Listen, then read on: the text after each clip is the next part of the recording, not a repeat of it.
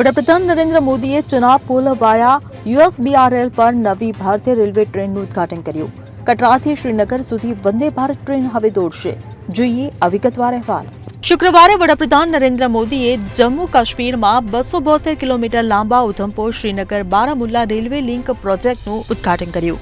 તેમજ પીએમ મોદીએ વિશ્વના સૌથી ઊંચા રેલવે કમાન પુલ ચનાબ પુલ અને દેશના પ્રથમ કેબલ સ્ટેન્ડ અંજી પુલનું પણ ઉદ્ઘાટન કર્યું. પીએમએ આજે શનિવારે નવી વંદે ભારત ટ્રેન સેવાઓની લીલી ઝંડી આપી. આ સાથે કાશ્મીરને ભારત સાથે રેલવે કનેક્ટિવિટી મળશે. કાશ્મીરને દેશના અન્ય ભાગોમાં જોડતી પહેલી ટ્રેન આજે શનિવારે સવારે કટરા સ્ટેશનથી રવાના કરવામાં આવી. કટરાથી શ્રીનગર વંદે ભારત એક્સપ્રેસ 3 કલાકની મુસાફરી પછી સવારે 11 આસપાસ શ્રીનગર સ્ટેશન પહોંચી હતી. Katra Srinagar Vande Bharat એક્સપ્રેસની ticket IRCTC website પરથી મેળવી શકાશે. ચરકારનું ભાડું ₹715 અને એક્ઝિક્યુટિવ ક્લાસનું ભાડું ₹1320 નક્કી થયું છે. કટરા અને શ્રીનગર વચ્ચેની બે ટ્રેન અઠવાડિયામાં 6 દિવસ ચાલશે.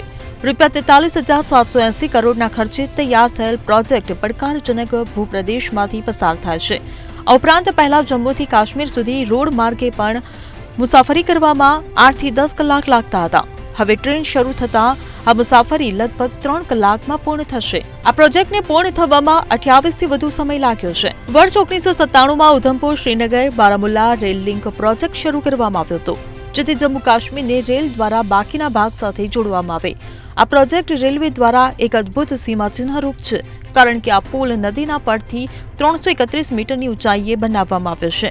આ ટ્રેન શરૂ થવાથી પ્રવાસીઓ હવે સરળતાથી પ્રવાસ કરી શકશે. Bureau report CN24 news. હવે જુઓ દેશ દુનિયાની તમામ ખબરો તમારી આંગળીના ટેરવે. ઉઠાવો મોબાઈલ અને Google Play Store પરથી ડાઉનલોડ કરો અમારી CN24 ન્યૂઝ મોબાઈલ એપ.